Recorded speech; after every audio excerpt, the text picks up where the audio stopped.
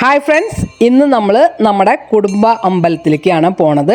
ഡുണ്ടുമോൻ ബാംഗ്ലൂരിൽ നിന്ന് വന്നിട്ടുണ്ട്. അപ്പോൾ കുറേ ദിവസമായി വർഷത്തിൽ ഒരു പ്രാവശ്യമെങ്കിലും നമ്മുടെ കുടുംബക്ഷേത്രത്തിലേക്ക് പോകണമെന്ന്. എളവള്ളിക്കാവിലാണ് നമ്മുടെ കുടുംബക്ഷേത്രം. അപ്പോൾ എന്തായാലും മക്കൾ ഓരോരുത്തരും വരുമ്പോൾ നമ്മൾ അമ്പലത്തിൽ പോയി തൊഴും. ദേവീക്ഷേത്രമാണ്.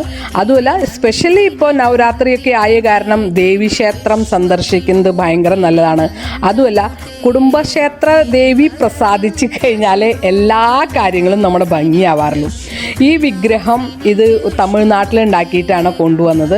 അത്ര ക്രിയേറ്റിവിറ്റി ഉള്ള ഒരു ആർട്ടിസ്റ്റാണ് ഈ ഒരു ദേവീനെ രൂപീകരിച്ചത്. ഭയങ്കര നന്നായിട്ടുണ്ട്. അപ്പോൾ നമ്മൾ അവിടെ പോയി കഴിഞ്ഞപ്പോൾ പറ വയ്ക്കൽ ഒരു ചടങ്ങാണ്.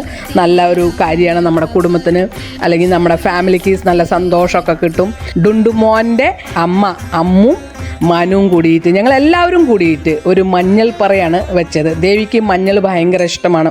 അപ്പോൾ ഡുണ്ടുമോന് എല്ലാം നമ്മൾ ചെയ്യണ പോലെയൊക്കെ ചെയ്യണം. ഞാൻ ചെയ്യുമ്പോൾ എല്ലാവരും ചെയ്യുമ്പോൾ അവനും പറയിൽ മഞ്ഞളിടണം എന്നൊക്കെ പറഞ്ഞിട്ട് ഇത് ആദ്യമായിട്ടാണ് ഒരു പറ വയ്ക്കുമ്പോൾ എല്ലാവർക്കും ഇടാനുള്ള ഒരു അവസരം തരുന്നത്. ഈ അമ്പലത്തിൽ മാത്രമാണ് കണ്ടുകൊടുക്കുന്നത്. അപ്പോൾ എല്ലാവരും കൂടിയിട്ട് കുറേശ്ശായിട്ടിട്ട് പറയൊക്കെ നിറച്ച് നല്ലോണം പ്രാർത്ഥിച്ച് ഭയങ്കര ഇഷ്ടമാണ് ദേവിക്ക് മഞ്ഞൾ പറ. അപ്പോൾ അങ്ങനെ മഞ്ഞൾപ്പറയൊക്കെ വെച്ചു. ദേവി ക്ഷേത്രം നമ്മളുടെ വീട്ടിൽ നിന്ന് കുറേ ദൂരമാണ്. 1 മണിക്കൂറൊക്കെ നമ്മൾ ഇരിക്കണം. പിന്നെ ഈ അമ്പലത്തിൻ്റെ പ്രത്യേകത എന്താണെന്ന് വെച്ചാൽ നല്ല ഒരു നാച്ചുറൽ എൻവയോൺമെൻറ്റിലാണ് ഇരിക്കുന്നത്. ഒരു പാടത്താണ് ഈ അമ്പലം.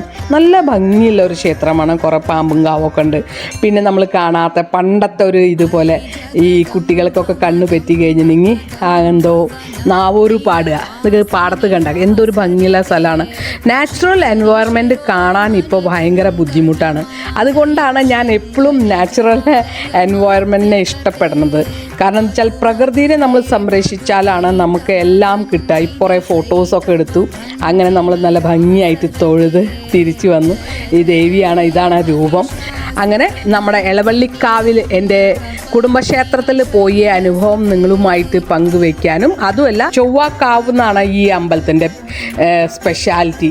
ഇപ്പോൾ നമ്മളുടെ ജാതകത്തിലൊക്കെ എന്തെങ്കിലും ചൊവ്വ ദോഷം ഉണ്ടെങ്കിൽ ഇവിടെ വന്നിട്ട് നമ്മൾ എന്തൊക്കെയോ പരിഹാരം അതല്ലെങ്കിൽ വഴിപാടൊക്കെ ചെയ്ത് കഴിഞ്ഞാൽ മാറും. കല്യാണത്തിന് എന്തെങ്കിലും ബുദ്ധിമുട്ടുണ്ടെങ്കിൽ ഇവിടെ വഴിപാട് ചെയ്താൽ മാറും എന്നൊക്കെയാണ് പറയണത്. എല്ലാവരും സബ്സ്ക്രൈബ് ചെയ്യണം, ഷെയർ ചെയ്യണം. Bye friends.